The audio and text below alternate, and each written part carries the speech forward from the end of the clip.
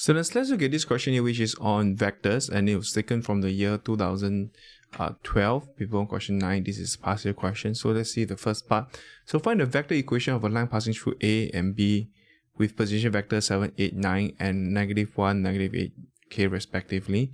I think that's pretty okay. The first part is a giveaway mark. It's really not difficult to get these marks here. So in the actual examination, please make sure this just take everything, okay, for this part. There's no reason why you shouldn't.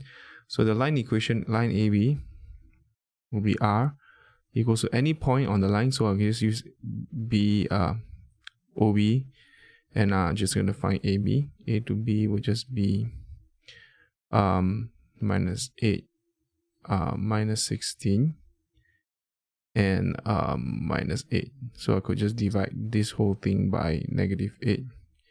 And this will give us 1, 2, and 1. So this will be lambda 1, 2, 1. The direction vector could be simplified. Okay, this is the direction vector. So that's how you do the first part. So this point here, you could be any point. You can use OA or OB. So I'm just going to use OB. It really doesn't matter. Then we'll see how this will work, okay?